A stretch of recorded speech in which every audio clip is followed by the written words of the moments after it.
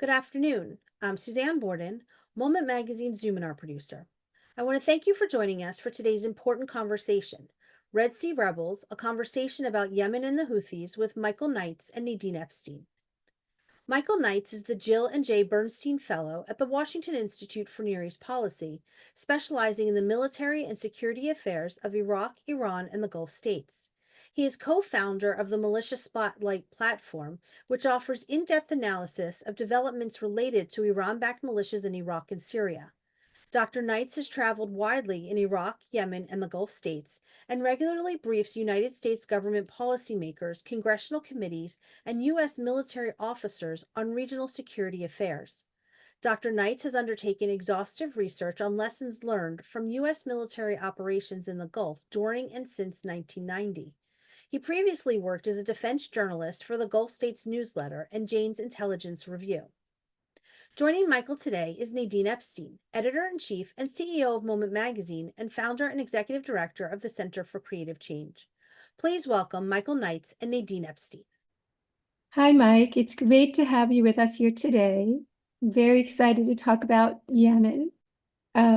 Before we start, I was wondering if you could just describe for our readers and our listeners and watchers the external geography of Yemen, like where it is in the world, and what makes that so important to the Middle East.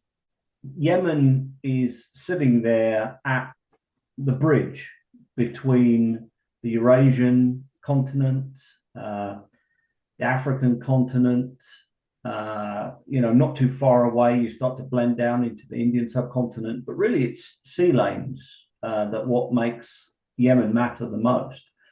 Yemen is sitting at the southern entrance to the Suez Canal. It's there on the Indian Ocean, halfway between Asia and Europe. And it's, when they opened the Suez Canal, it allowed us, instead of having to go all the way around Cape of Good Hope in south of Africa, we could cut directly through the Mediterranean, and that linked then the West and the East. And of course, that means that it's a very strategic place when it comes to ensuring the safety and stability of sea lanes. Once upon a time, various empires, Portuguese, British, Turkish, all competed to control this place. And then after the Suez Canal, the superpowers competed to control Yemen and the sea lanes around it. So it also sits on the Arabian Peninsula. And that means that it's only a short distance away from the two holiest cities for Islam, Mecca and Medina in southwestern Saudi Arabia. So when you put it all together, Yemen is one of those places not that many people have thought about, but is actually a very important place on the world map. And it shares the peninsula, as you pointed out, with Saudi Arabia and the Gulf states. And how does that impact it? It seems like ever since borders were invented, that's been an issue. How has that impacted it? Well, Yemen has only really been a formally unified state since the 1960s. So even the internal borders of Yemen are not really very well established. And that's somewhat true for its external borders as well. Yemen's border with Saudi Arabia is still disputed. Likewise, some of its land borders with Oman are disputed as well. The northeastern corner of Yemen is what they call the empty quarter, which is the vast dune sea that spans Saudi Arabia, Yemen, Oman, the United Arab Emirates. And, so its northeastern corner simply disappears into this sort of transnational space that has been one of the most remote and desolate parts of the world for the great majority of its history. Inside Yemen, until 1990, it was two countries, the Republic of Yemen in the north and the People's Democratic Republic of Yemen in the south, the southern one being Soviet-backed. But, only 20 years before that, it had been around 25 countries inside Yemen, as there were a whole collection of emirates, sheikdoms, royal, kingly provinces, tiny republics, which made up the various federations of southern Arabia. And then if you go back even just a little bit before that, the Imamate of Yemen had been ruling the northern parts of the country for most of the last 1,500 years. But Yemen's a place which has very rarely been controlled from any one capital city or by any one foreign power. Well, let's take a pause here because it also has a really fascinating internal topography. It's not a very easy country to rule because can you tell us a little bit about how, it's mountainous and how other areas are so different? It has different climates. Just give us a little, I think it's important for us to understand this before we talk about the Civil War and then what's going on today.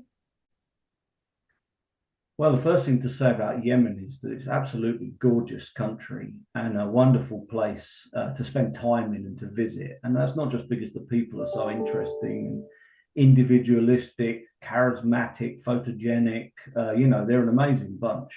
But also, their country is not what a lot of people would expect from a place on the Arabian Peninsula. It's a bit like Oman or even some bits of southwestern Saudi Arabia in that it's very mountainous. It's very volcanic. It's got this kind of quite lush coastal belt and a tremendous piece of coastline. I mean, up the Red Sea and then down along the Indian Ocean. Really beautiful, enviable coastline.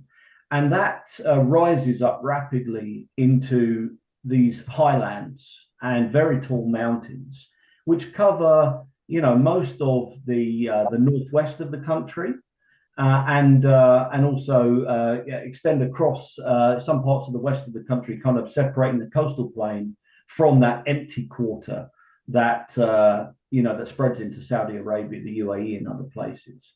So it's quite a green country in many places where you get mountain ranges.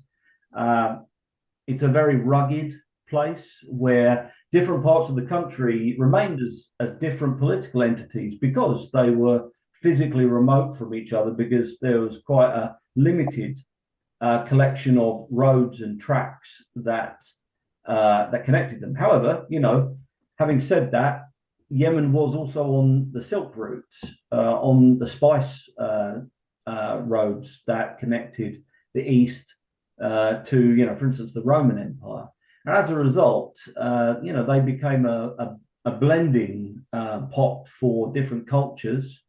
Also, with the maritime trade, the coastal belt is a very cosmopolitan place where, for instance, Indian Ocean culture, architecture is very visible, and the royal families of the coastal plains, where various emirs and sultans lived, often have a very strong connection to the Indian subcontinent through trading families and shipping companies and so on. So in the 1990s, these two different countries, North Yemen and South Yemen, came together for a variety of reasons and formed a national government, which was very problematic. And this brings us to the Houthis. Who are they historically? And of course, when did they start being first called Houthis? They're nobodies. They haven't really been a feature of Yemen's history at all until this stage. Now, obviously, the broader political and religious sect from which they come, who are from northwestern Yemen, right up on the Saudi border in those very high mountains. The Houthis are one family or clan from that northwestern Yemeni area. And, they happen to have had one of the most sort of charismatic and energetic preachers as their family head when, as we got to the sort of 1970s. And what's interesting about the Houthis is that, they come from this broader sect within Islam called the Zaydis, who primarily live in northwestern Yemen, and who formed the leadership cadre of that imamate that I talked about, under an imam that runs Yemen for most of the last 1,500 years.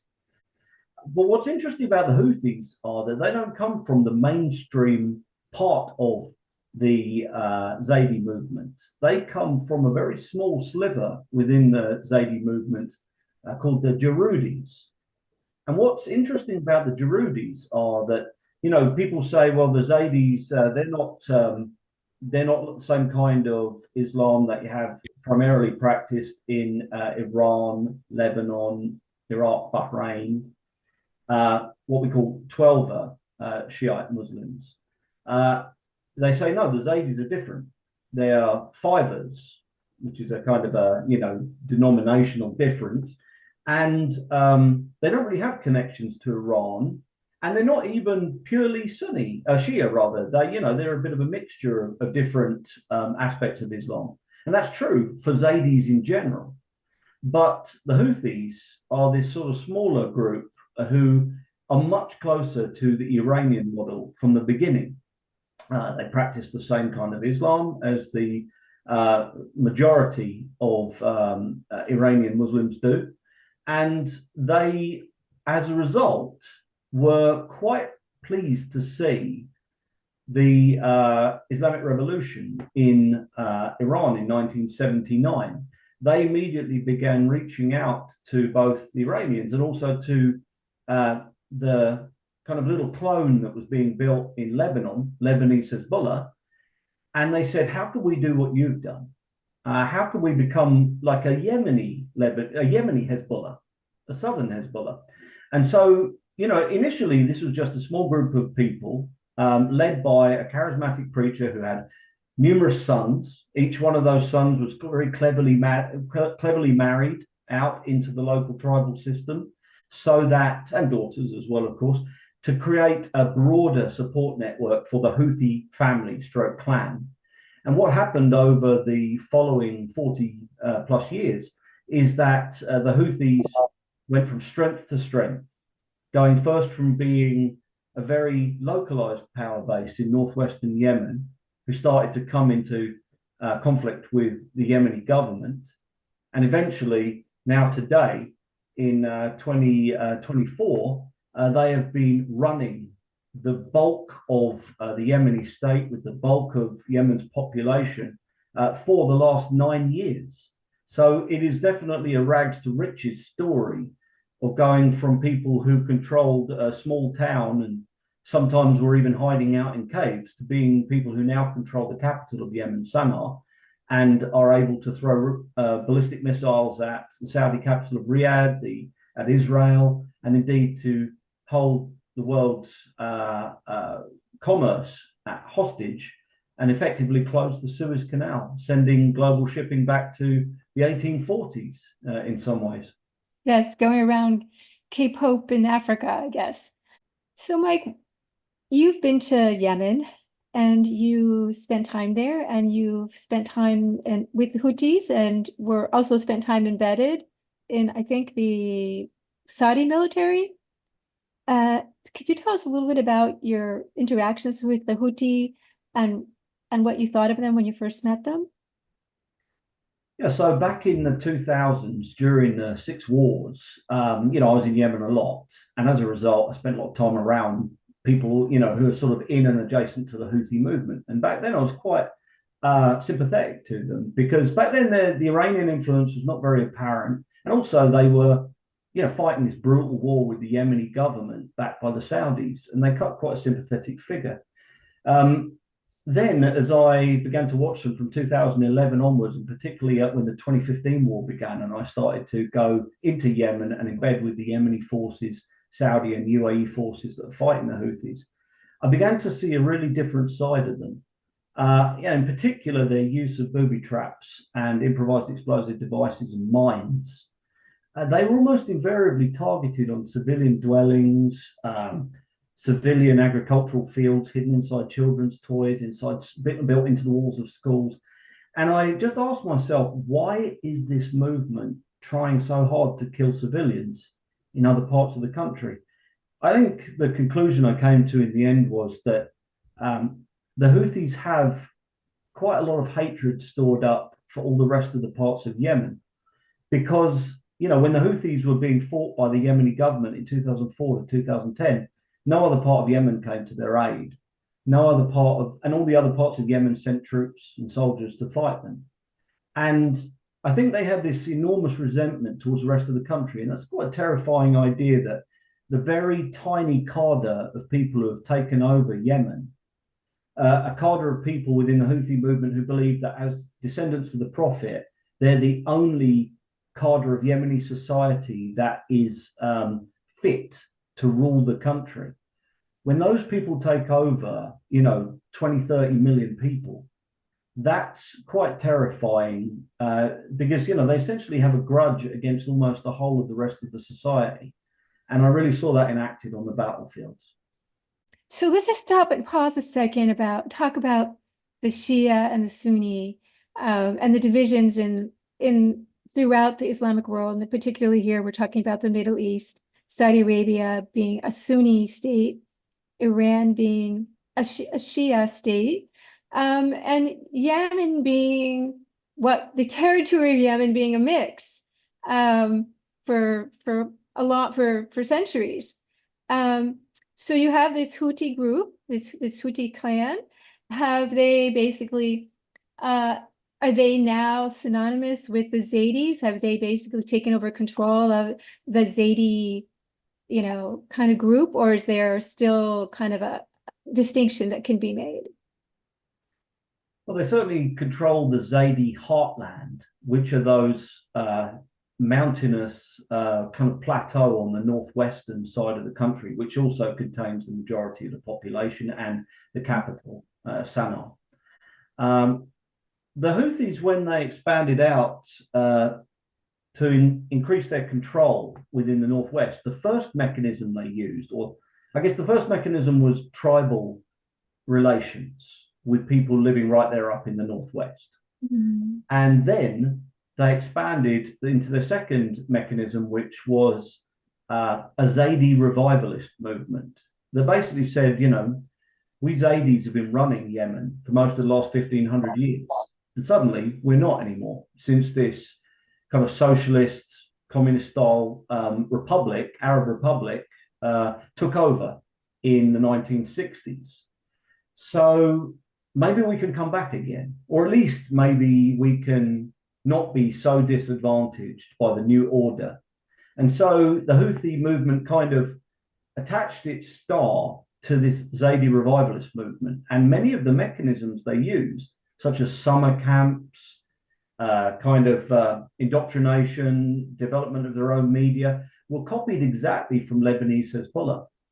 So they hid within this Zaydi revivalist movement until they were strong enough to beat the Yemeni government on the field of battle, progressively getting stronger over the course of 6 wars between 2004 and 2010. And then their big opportunity came when the Arab Spring occurred in 2011, in which the Yemeni government collapsed. The old Yemen Arab Republic, or rather the old Yemeni government that had run things in the entire country since unification in 1990, that collapsed. And the Houthis saw an opportunity to go beyond their home provinces and even beyond the Zaydi home areas and to actually take over the country. And so between 2011 and 2014, very significant Iranian and Lebanese Hezbollah assistance, they made their play to take back over the country again. But not for the entire Zaydi movement, not for the old imamate, but instead now for the Houthi clan at the center which were trying to create what essentially a southern Hezbollah modeled on Lebanese Hezbollah and looking to Iran for its example and for its support. So here we have Saudi Arabia and the UAE and the Gulf states are all trying to transform into modern Islamic states, and they have this. They have all this turmoil in Yemen. Mm. How do Saudi Arabia and UAE and get involved? Why are they so concerned? Always involved, because a bit like with the US and Mexico, it's not something. Yemen is not something that you can have on your border and stay detached from it. You'll generally try to manage the internal affairs of that place. In other words, meddle in the affairs of Yemen. And from their perspective, from the Saudi and UAE perspective, you kind of need to meddle in Yemen. Otherwise, Yemen's going to come out towards you in some way or other. Human trafficking, migration, economic migration, drugs and weapons smuggling, terrorism. These things tend to spill out of a very loosely controlled Yemen. So you're always trying to ensure that at least someone's in charge. And as a result, the Arab League was the ultimate nightmare for these states, because for whatever they were trying to prop up in terms of a Yemeni government just went away. And after that, the United Nations, the US, the Gulf states like Saudi Arabia and the UAE were all trying to put Humpty Dumpty back again and try and create a state that maybe could be better than the old state that collapsed under the Arab Spring. But what they found between 2011 and 2014 was that not only was it difficult to put the pieces back together again under a strong central government with the UN's backing, but the Houthis were expanding so dramatically that they ultimately did a coup in September 2014 and removed the UN-backed government and essentially forced it into internal exile in the other bits of Yemen that the Houthis didn't control, to the east and to the south. Now, as you've sort of mentioned a couple of times, there's a sectarian angle to this, even though it sometimes, like with a lot of things in the Middle East, the sectarian angle can be a bit overstated. But, yes, Saudi Arabia is a Sunni Muslim state that in the past, has been quite extreme, form of Sunni Islam, sort of Wahhabism. And the United Arab Emirates is a much more moderate Sunni Islamic state. Likewise with the the Omanis to some extent. So when you put it all together, there is a sectarian angle here, which is that within Yemen, one of the mechanisms that was used to try and contain the Houthis from growing and growing was to employ Islamic extremists who, on a good day are just, anti-Houthi government-paid fighters, and on a bad day are proto-Al-Qaeda. Would be quite happy after this war's over to start fighting someone else, like America or Saudi Arabia or the UAE or Europe. So things were quite messy. And as a result, when the Houthis sometimes say, well, the reason we had to start fighting was because the government was trying to bring Sunni Islam into our areas and close down our mosques and open up radical Saudi Wahhabi mosques in our areas. And there's a lot of truth to that. In the dirty war to try and contain the Houthis, there were a lot of missteps along the way and things that later external interveners or meddlers in Yemen kind of regretted doing. Now, in 2014, when the Houthis took over the country, things changed in some ways. By then, Saudi Arabia itself were very committed against Al-Qaeda and, had reduced their support by their citizens of Al-Qaeda, etc., since 9/11. Between September 2014 and March 2015, That's when Saudi Arabia and the other Gulf states said, well, the Houthis have removed the UN-backed government. They're going to grow stronger and stronger unless somebody contains them. They're going to overrun the whole country, including the oil areas to the east, the great port of Aden to the south, the Bab el-Mandeb, which is the entrance to the Red Sea, the place where all the Suez Canal traffic enters the Red Sea or leaves the Red Sea. We can't let that happen. And if the Obama administration is too busy doing other things like the war against Islamic State in Iraq and Syria, we'll do it ourselves. And as a result, those states banded together, Saudi Arabia, UAE, a number of other Arab states, and they said, we will support the Yemeni UN-backed government, and we'll try and contain the Houthis up in the northwestern part of the country. And that's where the present war began. So you're talking about the Saleh, S-A-L-E-H government, that he was a strongman. He was an Arab nationalist for, I guess, almost like 3 decades, ruling Yemen. And I guess the United States and a lot of countries supported him because in part they needed, especially after 2001 and then maybe, and I think it was 2003, the U.S. coal was destroyed in Aden, the ship. Yeah, it was 2002. 2002. So I feel like there was a lot of concern that the main focus was on Al-Qaeda, and this government would help them fight Al-Qaeda. So is that true? In fact, I take it back. Sorry, it was 2000. Oh, 2000. If You're right. remember, it was about the time of the election. It was a harbinger of 2001 of 9/11. You're right. Right, and I remember when it happened. It was around the election time in the US, the Bush versus Gore election. Yes. So I guess what I was trying to say is that there was a lot of interest in supporting this government, this Saleh government, which was, considered pretty corrupt, and he wasn't exactly an amazing leader, but he'd held on to power for a very long time because he was offering support against Al-Qaeda. So that was one reason I guess why the United States was supporting this and was involved in some way at this point. Is that true?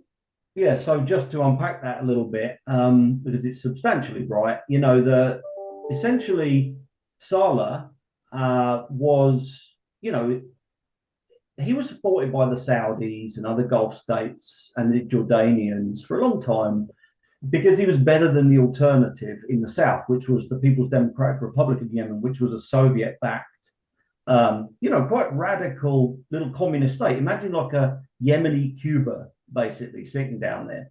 And when Saleh then unified the country in 1990 through 1994, the Gulf states, the other Arab states liked that. And the US thought it was all right as well. Then now when 9/11 happened, USS Cole, and then 9/11 happened, Saleh very cleverly recognized that this was an opportunity for him to become a valued partner of the US during the global war on terror. So he moved extremely quickly. In fact, he was the first Arab leader to phone the White House to commiserate, pass on his, commiserations after 9/11 attack. That shows you how quick off the mark he was. And working with the US in 2002, 2003, Al-Qaeda in Yemen was at that point obliterated by US, UK, and Yemeni counterterrorism actions. So it was a very profitable and effective partnership, actually. And of course, what happens right after we finish this in 2003, finish off Al-Qaeda in Yemen, but the first of the wars against the Houthis begins, 2004 through 2010. That's not a coincidence. It's related to 2 things. One is that the Houthis didn't like the fact that Ali Abdullah Saleh was cozying up to America.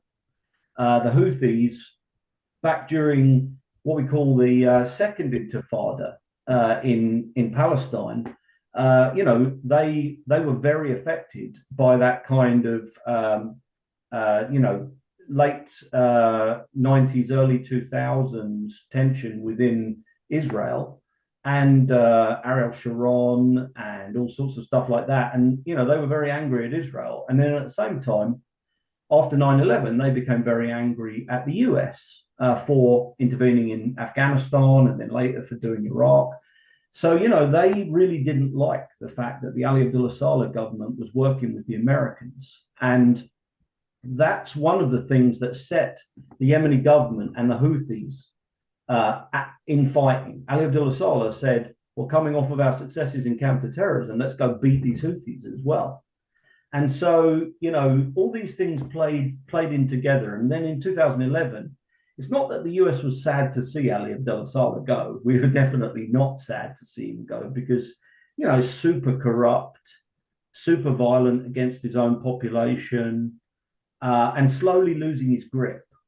And so, when in the Arab Spring, Hosni Mubarak, fell in Egypt, and the Tunisian dictator fell, and Ali Abdullah Saleh fell, we were not sad to see the back of any of these people, but we very quickly realized it's quite difficult to replace them once Pandora's box has been opened.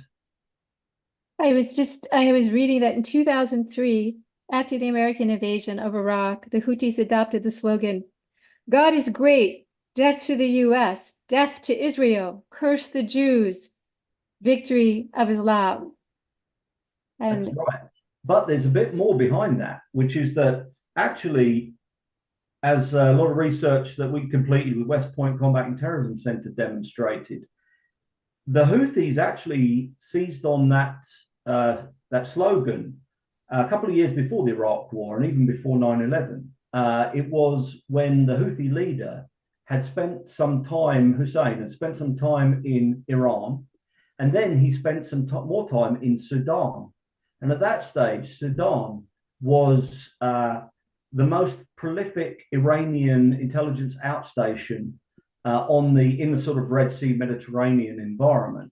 So he came from a year or so sitting with the Iranians in Sudan, and that's where that slogan came out of. It was meant to help as a focus for the building of a new movement that would be very anti-Israeli, very anti-American, and very anti-Yemeni government.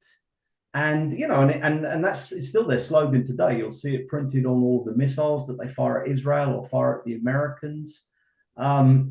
What's interesting about Hussein, just to finish on this, is that he had two main heroes or mentors that he based himself on. One of them was Ayatollah Khomeini in Iran, who did the 1979 revolution and formed the Islamic Republic there. The other one was Osama bin Laden, who even though he's not even though Hussein al-Houthi was not a Sunni, he's definitely not a fan of Al-Qaeda's. He saw bin Laden as an anti-Western resistance fighter with powerful oratory and a good organizational model and achievements such as 9/11. So he considered him to be something of a model. so this brings us to Jews, because part of that slogan is curse the Jews. It's just not about Israel. And yet Yemen historically, in fact, had Jews living in there since the Himyarite kingdom in, I think, 110 BCE. So, I guess, and in fact, the Yemenite Jews had a very unique culture and are considered, to be almost like the purest Mizrahi Jews that there were. But I guess, Willie, what it was, and Yemen yet was very hospitable for many years to Jews. And what happened? And then why did they leave? Because I think today we've done stories in the past about Jews in Yemen. There were like 20, then there were 7, then there were 1. It's a little bit like stories in Afghanistan. But anyways, what happened to the Jews? Yeah.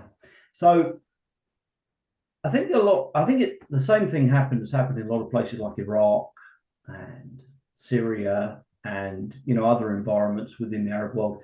When they were run by Arab republics, during the sort of Nasserite era and after the creation of Israel, the 1950s and 60s, they were subject to exactly the same kind of virulent, anti-Israeli, anti-Jewish propaganda that there would have been anywhere else. And, there were very embedded, welcomed, supported Jewish populations in all these places. But then during that same period, they were either intimidated into leaving, driven out, or offered a better alternative of living in Israel. And so just like all those other places, you had this kind of winnowing out of the Jewish population because they couldn't be protected and they were made to feel increasingly unwelcome over time. Now, the current day slogan, anti-Semitic slogans of the Houthi movement, I think partly because of that cultural backdrop, they've been run by the Yemen Arab Republic since the 1960s. They're a Muslim country. They've been subject to the same kind of media coverage of Israel as any other country in the region, at first through newspaper, radio, and then through television and the internet. So it's partly that, but it's also partly that the Houthi movement itself developed a very strong supportive relationship to the Palestinian movements. And they did that partly because it's a very popular issue inside Yemen. It doesn't matter if you're on the Houthi side of the Yemen conflict now or the anti-Houthi side, you're still pretty angry at Israel. There's almost no Yemeni factions right now who would say, we're with Israel, we're against Hamas. Even if the Houthis are very tightly aligned with Hamas and are in fact in this current conflict the only member of the Axis of Resistance that's really actively contributing to Hamas's survival by saying, we're going to block the Red Sea until you end the Gaza operation. Even with that, you don't see the anti-Houthi factions in Yemen saying, well, if Hamas and the Houthis are together, then we're with Israel. No, they're all saying just the same thing as almost any other Arab around the Middle East, which is, stop the Gaza war right now. So shooting missiles at Israel, and also they don't just shoot missiles at Israel, by the way. They've also shot missiles at Saudi Arabia and at UAE, and I know Bahraini soldiers have been killed. It's not only Israel, but shooting missiles at Israel and also at ships in the Red Sea, really, that helps the Houthis. It helps them. It helps to unify their cause. That's one of the reasons why they're doing it? Another reason why they're doing it? Sure.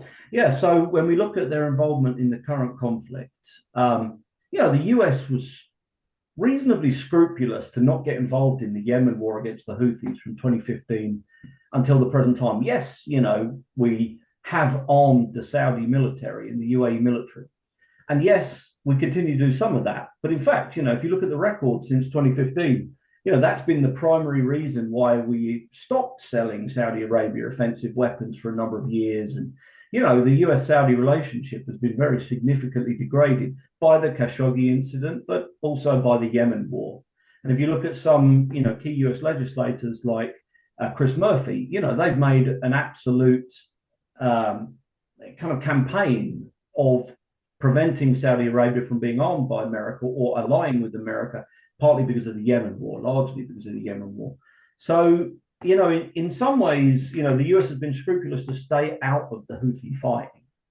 And this crisis in Gaza since October marks a sea change in the way the US and the Houthis have interacted.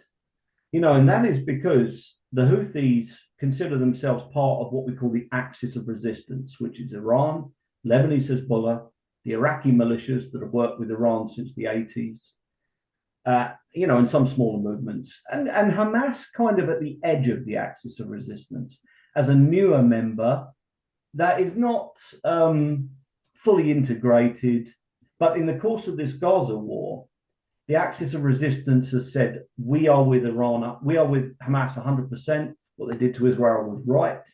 And we're going to try and help them to not get crushed by Israel. And, and then the US has thrown its own counterweight in and said, well, just a couple of days in, President Biden flies out there, our 2 aircraft carriers deploy, and we say, if you're all going to come in on the side of Hamas, we're going to come in on the side of Israel. So don't. And they listened to that, and they largely stayed out of the conflict. Now, of those axis of resistance players, the Houthis are one of the newer ones. They're like Hamas. They're really only a recent addition, and they haven't been that important in the past. What's interesting is that Iran seems to have seen them from 2010 onwards and said, wow, that's a superb investment. For very little investment, I can reap enormous rewards. So, being that half the American Congress seems to be unclear that the Houthis are the bad guys in this conflict, being that most Europeans are unclear about that too, we can get away with that. And they did. So they built up the Houthis very rapidly to be able to do things that had taken Lebanese Hezbollah 20 years to develop. They did it in 2 or 3 years with the Houthis, giving them medium-range ballistic missiles capable of hitting the Saudi capital of Riyadh or the UAE capital of Abu Dhabi. Anti-shipping capabilities that can close down the Red Sea. So the Iranians very rapidly saw the potential here, and they built them out. And then that suddenly became a very interesting investment when the Gaza thing happened, because, Lebanese Hezbollah are right next to Israel, but the Iranians said, be careful. The Israelis are in a particular mood right now, and they might just overrun you and invade Lebanon and destroy Hezbollah. And it's not worth that to us to help Hamas. And the Iraqi militias, likewise, have been mostly saying, well, what can we do to show we're taking part, but not really get killed? And just now, a few hours ago, the main Iraqi militia backed by Iran says, we want to do a ceasefire with the Americans. We can suspend operations because it's getting a bit serious. The Americans are about to bomb us and Iran, maybe. So let's stop. Whereas the Houthis didn't say, what's the minimum we can do? How can we avoid getting in Israel or America's bad books? No, they dived right in and they said, what's the most we can possibly do? I know, let's close the Suez Canal until the Gaza thing is over. So, they are the most risk acceptant and in some ways the purest member of the axis of resistance. They're there saying, we want to be just like Iran and Lebanese Hezbollah, and we'll put everything on the line for this minor player in the axis of resistance, Hamas. We are so willing to put our money where our mouth is, we're going to close the Suez Canal. And if America wants to bomb us back to the Stone Age, they're going to have a hard time because the Saudis already bombed us back to the Stone Age. And before that, the Yemeni government bombed us back to the Stone Age. So, the Iranians have basically helped to create this partner who is much more pain tolerant and risk tolerant than any other partner they have, who is also much more difficult to kill or critically injure than any other partner. Why? Because they've just come out of 20 years of war against the Yemeni government and the Saudis, and they know what it's like to be under intensive air attack for literally decades in a row. And so, I always compare the Houthis to like Rocky in the movie Rocky. He blocks every punch with his face, and he keeps going until the final bell is rung. And he doesn't get knocked out. He might lose on points, but he never gets knocked out. That's a bit like the Houthis at the moment. Well, I guess by the way, I just want to point out to everybody, of course, that Hamas, by the way, is a Sunni group. So there is some sectarian difference there, where the Houthis obviously have a closer relationship to, or kind of fit in better with the Iranians. Mm. But you know what? It's very interesting what you said there, because that demonstrates their commitment is not to just a Shiism or Shiite supremacy, or turning more countries in the region Shiite. They're quite happy for Hamas to run Palestine. They are the axis of resistance against Israel and the United States. The enemy of Israel is uniting them. Your enemy is my enemy. So right. If you fight Israel, you're okay with us, basically. And if you fight America, you're okay with us. That's why they have this sort of grudging respect for Osama bin Laden. So there have been these decades of civil war, decades and decades and decades of civil war, various civil wars going on in Yemen. And the most recent one is really now is in a ceasefire, because there's a peace agreement that's at least on the table that everyone has almost agreed to. So everyone, I guess how does that impact how Saudi Arabia and other countries can react to the Houthis? Does that limit them because they're afraid this peace deal will fall apart?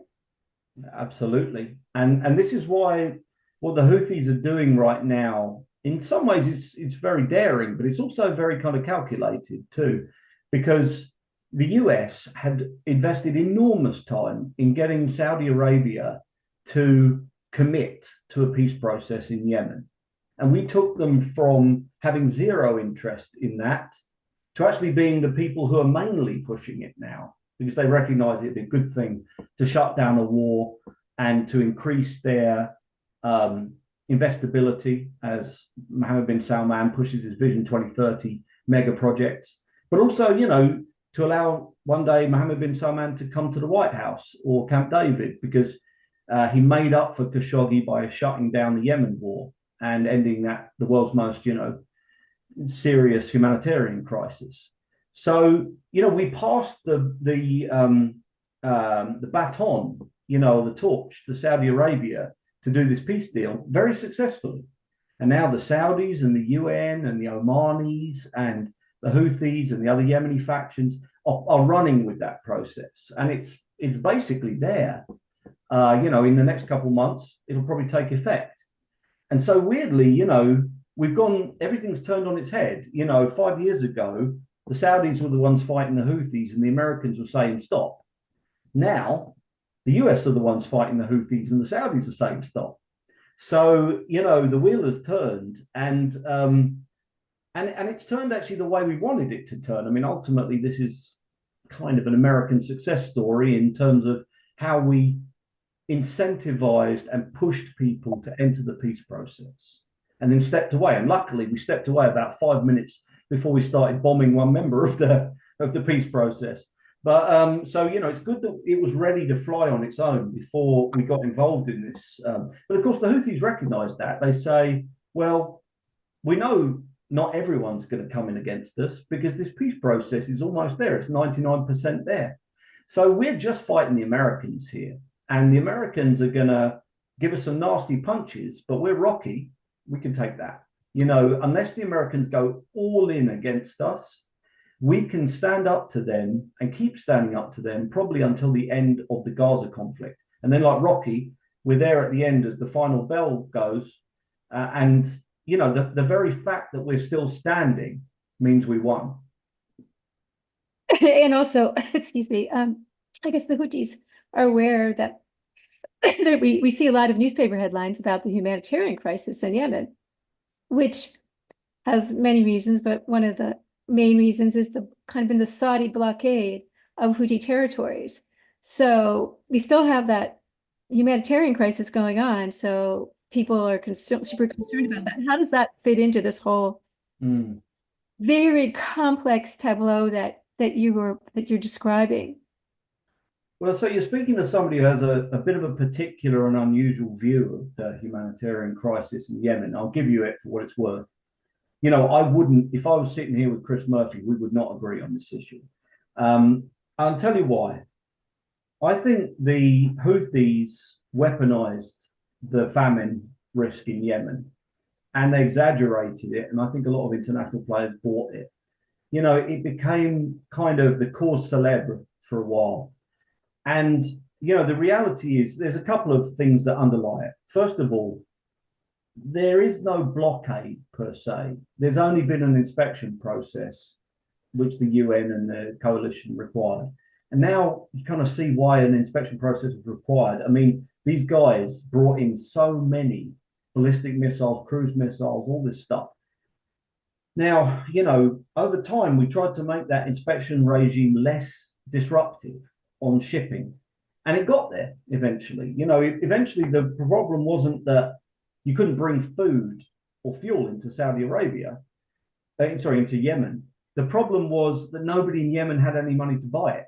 It was a household income driven food emergency. So you can get Ben and Jerry's to Sana'a, but only the elites are going to be able to buy it. As a result, anyway, a lot of the conduct of the war, and in fact, the ending of the Saudi involvement in the war, was driven by this kind of narrative of famine. And look, there was a non-zero chance of famine, absolutely. And is a non-zero chance acceptable? No, it's not. And so, for those people who are very concerned about famine in Yemen, it's not that I think they were wrong or did the wrong thing, but I think what it did was to just simply freeze the war where it was partly completed with the advantage to the Houthis. And I don't think that was necessarily a very good way to try and resolve it, because ultimately all it did was simply freeze things where they were and prolong the war for longer. And now we've kind of got the prospect that at some point in the future we'll get a sort of a double war phenomenon where people will go back and finish the job on the Houthis. Now, at the moment, the blockade doesn't really exist. I mean, we're back now just to the UN inspecting ships coming in that are higher than 100 tons. The ports at Hodeidah and Salif, that the Houthis control, are receiving shipping all the time. The Houthis themselves are threatening the southern ports and, in fact, preventing any export of oil revenues from Yemen through their drone operations. And the Houthis are now themselves bringing a military crisis to the Red Sea with their attacks on shipping. So, if anyone's complicating the humanitarian process in Yemen right now, it's the Houthis. And in fact, because they control the north with most of the population, they're the ones who administer all the aid that is coming in. And they make it extremely difficult for aid agencies to actually distribute aid. They steal a lot of it. They're extremely corrupt. And they also do things like control the fuel market. So Iran will send a tanker of free fuel to Yemen, but the Houthis won't release that to the general population until the price has been risen enough that now the Houthis will make more by selling it to the population. And that's a form of threat financing. So, I don't have a lot of sympathy for the Houthis in this when it comes to their impact on the humanitarian situation. From my perspective, them starting the war in September 2014 with the coup, then them invading the rest of the country in March 2015, them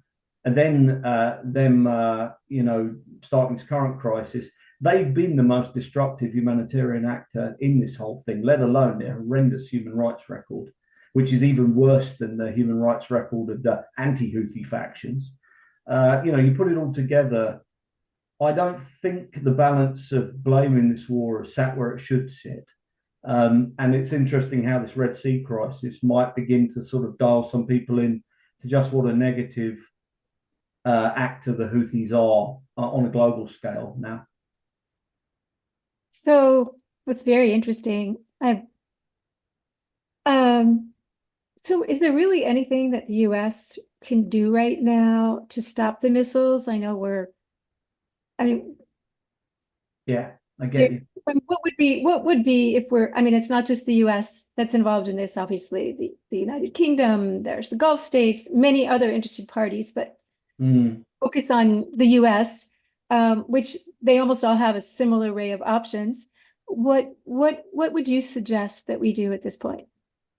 Well, look, you're not wrong to say the US. I mean, the UK has been involved a little bit, but that's it. I mean, nobody else has come in kinetically. The Canadians, the Bahrainis, they don't actually bomb anything. They don't want to go that far. And the Saudis, the Emiratis, all those guys, they're not going to do it because of the peace process. So it really is just the US for all intents and purposes, plus the 51st state. What can we do? Well, here's the thing. The reality is we can't do anything. The Houthis are not going to stop until Gaza's over. Unless we pulled a similar trick to the one we just did in Iraq, maybe, where we say, well, we're going to go straight to the head of the octopus, not the tentacles. We're going to hit Iran until the Houthis stop.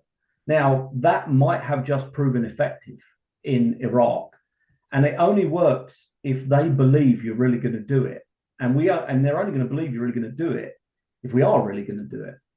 And we just lost 3 people in Syria or in Jordan over the weekend. It takes that to get us there. After a long series of events, over 180 attacks on us in Iraq, Syria, and Jordan. Something like that might be required for us to pull a similar trick in Yemen. But if we're just hitting the Houthis, they're going to hang on. They've got the scar tissue to hang on. And if they could take 8 years of the Saudis bombing them, if they could take 20 years of overall conflict, they could take us for a couple more months hitting them. We would have to go very heavy with them to convince them to stop. Because the Yemenis, they are very proud people. And particularly when they're faced with an external opponent, quite xenophobic even in those circumstances. And the Houthis are the worst of the worst when it comes to that. So, why are we hitting them, you might say? Why are we doing it then? If there's no chance of us convincing them to stop attacking shipping until the end of the Gaza war, why are we even doing it? Well, we're doing it for 2 reasons. One, you can't do nothing. The world's greatest naval power, the world's greatest guarantor of global trade, and in an election year, you can't just do nothing, right? Especially after you warned them. If you don't stop, we'll attack. The second reason is because what we're doing has a different effect than deterring the Houthis from attacking. People, I think in the West, always think that the reason why we bomb people is to make them change their minds about what they're doing. But sometimes you bomb a country or a military merely to take away the tools they've got to do the things that are objectionable to you. And, we know that within Yemen, there is, I'm just going to pull numbers off the top of my head, but there's probably scores of anti-shipping missiles. There's scores of long-range cruise missiles or medium-range ballistic missiles. And without resupply from Iran, if you're using them up or firing them, if some are being destroyed by the US and they're not being resupplied, and you're making them think pretty carefully about whether they bring them out into the open to shoot them, when you put all 4 of those things together, military operations can significantly reduce the amount of attacks on Red Sea shipping and on Israel. And it can also give us some kind of bonus effect for the future, because in the future, they don't have as many missiles to hit Abu Dhabi, Riyadh, Djibouti, Israel, Cairo, wherever. So, we're saying, well, we have to do something. Let's do something useful while we're in there. And that's what we're doing. So the Houthis were on the terrorism list of the United States, and then were taken off. And now they're back on, although maybe they're not on the worst of the terrorist lists, if I understand correctly. What's going on there? Yeah, so, almost the last act of the Trump administration was to designate the Houthis as a foreign terrorist organization, FTO, which is like, in the scale of counterterrorism sanctions, that's like the worst thing you can do to somebody. Because, anyone who deals with them could be criminally charged in the US. And, it's just a nightmare. It's the worst of the worst. They went right to the top. But it was the last thing they did. So it's not exactly like it was a burning priority for them. Anyway, they did it on the way out. And the Biden administration cancelled it as the first action they did, really, on Yemen or the Middle East. So it was only active for a couple of weeks. Now, what the Biden administration has done is to say, we're not going to do exactly what the Trump guys did and designate them as an FTO. We're going to do a lesser thing, which is to call them a specially designated global terrorist. And we're going to delay the implementation of that until we've put this big raft of humanitarian exemptions in there to allow people to continue delivering vital aid inside Houthi-controlled Yemen. And, the argument that the Trump guys, when they did it, they didn't put exemptions in there. They didn't put any delays in there. From minute one, if you were, save the children, you were now having to cope with, like, how do we work with a foreign terrorist organization to deliver aid to children in Yemen? What are we going to do? Well, that's one of the reasons why the Biden administration just cancelled it immediately. But it's kind of become one of these partisan issues where if you're a Republican, you're like, look at them, they let the Houthis off they're the definition of terrorists. How could we do that? And if you're a Dem, you say, what numbskull foreign policy that was. You put this designation in place, but you don't put any waivers in place so the humanitarians continue to operate. That's a blunt tool. That was a stupid thing to do. Well, obviously the Biden administration wasn't going to come back and do what the Trump administration did. Even if they wanted to, they wouldn't, because it's just become a sort of point of pride. We don't do that. And for the other side, it's a point of pride. Yeah, we do. So, in this case, they did the middle road, which was to do something that definitely marks them out as terrorists, but gives the aid agencies the ability to still deliver their aid, probably. Well, we need to wrap up, but I have two more questions here. I just want to pop in. So the Houthis are really, as you describe them, they're really independent. They admire and get weapons from Iran. Yeah. Let's say the IRG, the Islamic Revolutionary Guard, the government there, tells the Houthis, stop it already. We've had enough. Will the Houthis actually listen to them? Yeah, the way I put it is this. I do think independent is an interesting word. It's right. But what I always say to people is this, people always say, do the Houthis do whatever Iran tells them to do? And I say no. I say, but the fact is the Houthis want to do exactly the same stuff Iran tells them to do, or would tell them to do. So, influence is an interesting idea. This is like when, a child of yours picks up the same habits you've got.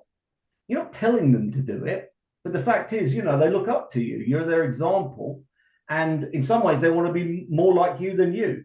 So, this is the thing with the Houthis. They're a very intentional cloning of the Islamic Republic in Iran and of Lebanese Hezbollah in particular. And as a result, it's not that the Iranians need to twist their arm behind their back to do these attacks in the Red Sea. The Houthis say, you know what we're going to do? We're going to do what you would do. We're going to support Hamas. Like you said, we've all got to support Hamas. So how can we best do that? They're very earnest, essentially, but they're saying, and this will make us the premier member of the Axis of Resistance. Everyone talks about Hezbollah, everyone talks about the Iraqis. Now they're going to talk about the Houthis. We were the ones who performed the best in this crisis, and they did. So, with the Houthis, they are independent, but they want exactly the same things as Iran, but maybe a bit more radical and with a few less responsibilities and vulnerabilities. And that means they're like a more dangerous Iran in some ways. They're very kind of reflexive and responsive, and they're very doctrinaire. And so, when Iran says support the Axis of Resistance, they say, yeah, let's go for it. And so the funny thing is, if the Iranians, and as will probably be the case in a few months' time, when the Iranians say, okay, Axis of Resistance, power down, everyone did what you did, more than honor required. We didn't get probably that much heads up that the Hamas were going to do this. Under those circumstances, we did pretty well supporting them, even though we had to go from a cold start and we didn't really choose this crisis. And you, in the particular Houthis, you did a great job. Power down now. Yeah, they might be a little hesitant to leave the global spotlight, but they'll do it, because when it comes down to it, if the Iranians don't provide them with drones and ballistic missiles and stuff, they again turn back to being that little movement that sits in a corner of Yemen and can't do anything. So, and they respect the Iranians. If the Iranians say it's good for the Islamic Revolution, if we all calm down now for a while, they'll say, you're right. Which brings us back. We started talking about Yemen's history and this long history, tribal history and sectarian history and civil wars. And I know there's a peace agreement on the horizon here, but will this infighting ever really stop in Yemen? I mean, the Houthis aren't going anywhere. They're going to be part of this mix. I mean, is there really hope for peace in Yemen, for Yemen to be one country in a peaceful way? I've been working on the Middle East my entire career. I spent a lot of time in Yemen, Iraq, Syria, other environments, yet Lebanon. This idea of an end is a somewhat Western idea. Nothing ever ends. And conflict in Yemen has always been there, and it will always be there. It's whether it goes up or it goes down. And, we're certainly at a point right now where we're in one of the most intense continuous periods of warfare in Yemen's history, which has had greater, broader effects than some of the other wars that have ever happened in the past before there. Yes, it will calm down from here. We'll probably end up in a divided country solution again, which, as you've heard, it's not really that unnatural a situation for Yemen. What's unnatural is it being one country that's centrally controlled. It being broken into multiple pieces because it simply doesn't reform into one country is probably pretty normal, natural, and not necessarily the worst outcome either. So that's what we're probably going to see, where the Houthis have one big bit of Yemen, and then there's sort of 4 or 5 other little bits of Yemen supported by international partners like Saudi and the UAE. And that will get a lot calmer, and we'll end up with this funny little kind of Lebanese Hezbollah mixed with North Korea enclave in northwestern Yemen that the Saudis learned to live with, and in fact probably helped them to rebuild a bunch of stuff. And there's this strange, cold peace that exists in that area. Well, thank you very, very much, Mike. This has been a fascinating conversation. I've learned so much, and we're so grateful that you joined us today. Yeah, my pleasure. Thank you. Thank you, Michael and Nadine, for taking the time to join our Moment audience. As a reminder, you can find information about upcoming conversations and new articles on our website at momentmag.com. Again, thank you to everyone for joining us.